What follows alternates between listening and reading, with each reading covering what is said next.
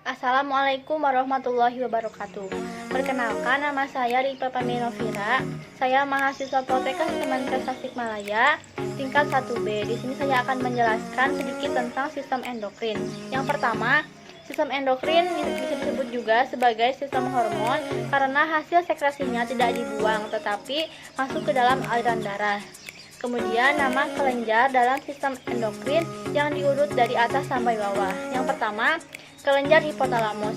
Kelenjar hipotalamus merupakan salah satu kelenjar dalam sistem endokrin yang terletak di bawah otak besar atau cerebrum. Yang kedua, kelenjar hipofisis atau pituitari yang letaknya dalam salah satu sila dari tulang sphenoid, otak atau hipotalamus. Yang ketiga, kelenjar pineal. Kelenjar pineal terletak di tengah-tengah otak. Yang keempat, kelenjar tiroid. Kelenjar tiroid berbentuk seperti huruf H. Kelenjar tiroid terletak tepat di bawah kedua sisi laring sebelah anterior trakea, yaitu posisi yang tepat untuk pemasangan dasi kuku-kuku. Yang kelima, kelenjar paratiroid.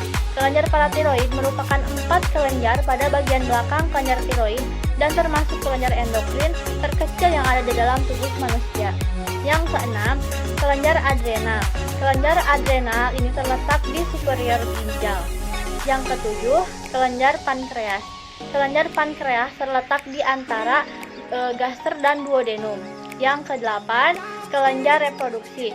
Untuk kelenjar reproduksi pada wanita terletak pada ovarium dan untuk laki-laki terletak pada testis. Yang kedua adalah hormon dan fungsi dari setiap kelenjar dalam sistem endokrin. Yang pertama, kelenjar hipotalamus yang berfungsi untuk mengatur pertumbuhan dan perkembangan manusia. Kelenjar hipotalamus juga mengeluarkan relasin hormon yang berfungsi untuk merangsang kelenjar hipofisis yang berguna bagi tubuh manusia. Hormon-hormon yang dikeluarkan dari kelenjar hipotalamus yaitu ACTH, ACIH, TRH, TIH, GnRH, GNIH, PTRH, PTIH, PRH, PIH, GRH, GIH, MRH, dan MIH. Yang kedua, kelenjar hipofisis. Kelenjar hipofisis merupakan kelenjar utama karena berfungsi sebagai hormon trof atau hormon yang merangsang di mana kelenjar ini akan merembeskan sejumlah hormon yang akan merangsang perembesan hormon lain ke dalam darah dan menghasilkan 9 hormon yang dikelompokkan ke dalam 2 besar, yaitu adenohipofisis atau anterior pituitera yang menghasilkan hormon FSH, LH, dan hormon adrenokortikotrof atau disingkat sebagai ACTH. Yang kedua, neurohipofisis atau posterior pituitera yang menghasilkan hormon oksitosin, ADH, GH, prolaktin, dan TSH. Yang ketiga, kelenjar pineal. Kelenjar pineal menghasilkan hormon timosin yang berfungsi untuk mengatur ritme biologis. Yang keempat, kelenjar tiroid. Kelenjar tiroid menghasilkan 3 hormon, yaitu tiroksin, liuteronin, dan kalsitonin. Kelenjar tiroksin berfungsi untuk metabolisme tubuh, baik metabolisme KH, protein maupun lipid. Yang kedua, liuteronin yang berfungsi untuk bahan baku tiroksin dengan syarat harus ada ion iodium. Yang ketiga, kalsitonin merupakan bahan baku pembentukan paratohormon yang juga disekresikan oleh kelenjar paratiroid berfungsi untuk mengatur kadar kalsium ion Ca2+ dalam darah. Kemudian kelenjar paratiroid. Kelenjar paratiroid memiliki fungsi untuk menghasilkan paratiroid hormon atau PTH. Kemudian kelenjar adrenal.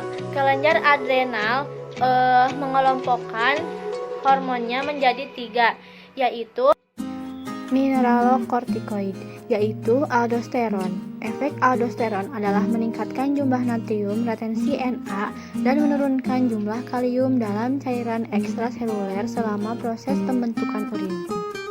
Yang kedua, glukokortikoid, yaitu kortisol. Yang ketiga, hormon seks adrenal, androgen dan estrogen yang identik dengan yang dihasilkan gonad. Androgen dan estrogen adrenal menimbulkan efek maskulinitas dan feminitas. Kemudian kelenjar pankreas. Kelenjar pankreas menghasilkan hormon insulin, hormon glukagen, hormon somatostatin, dan hormon pankreatik polipeptid atau parakrin. Yang terakhir, kelenjar reproduksi. Kelenjar reproduksi mempunyai fungsi untuk menghasilkan kelenjar hormon kelamin, menghasilkan testosteron, LH, FSH, estrogen, dan hormon pertumbuhan. Yang ketiga, penyakit atau kondisi patologis pada gangguan atau masalah di setiap kelenjar pada sistem endokrin. Yang pertama, kelenjar hipotalamus.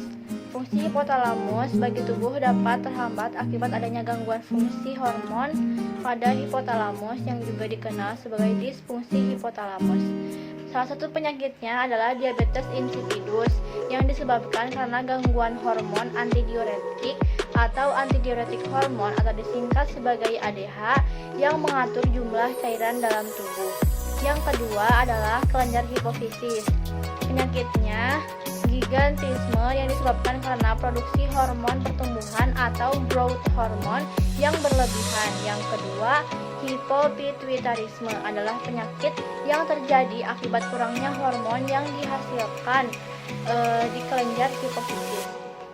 Yang ketiga, kelenjar pineal.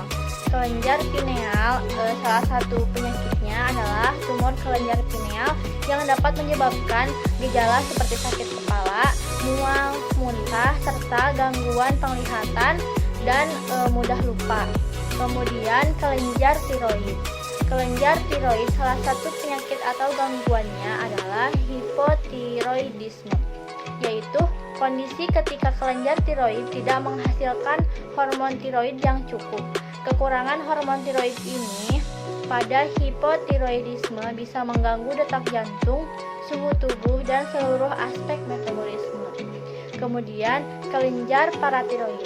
Hipoparatiroidisme adalah salah satu penyakitnya yang kondisi ketika kelenjar paratiroid kurang aktif dan membuat kadar hormon paratiroid dalam tubuh terlalu rendah yang membuat kadar kalsium dalam darah dan tulang berkurang serta fosfor meningkat. Kemudian kelenjar adrenal. Kelenjar adrenal salah satu penyakitnya adalah sindrom Cushing, disebabkan oleh kadar hormon kolesterol yang terlalu tinggi dalam tubuh. Kemudian kelenjar pankreas, yaitu hiperglikemia diabetes mellitus, suatu penyakit yang disebabkan oleh gangguan hormonal hormon insulin yang dihasilkan pankreas dan melibatkan metabolisme karbohidrat di mana seorang tidak cukup memproduksi insulin atau tidak dapat menggunakan insulin yang diproduksi dengan baik. Kemudian kelenjar reproduksi. Gangguan pada kelenjar reproduksi salah satunya adalah hipogonadisme, adalah penyakit kegagalan gonad, testis pada pria dan ovarium pada wanita untuk berfungsi dengan baik. Produksi testosteron pada pria dan estrogen pada wanita terhambat. Saya cukupkan sekian, semoga bermanfaat. Wassalamualaikum warahmatullahi wabarakatuh.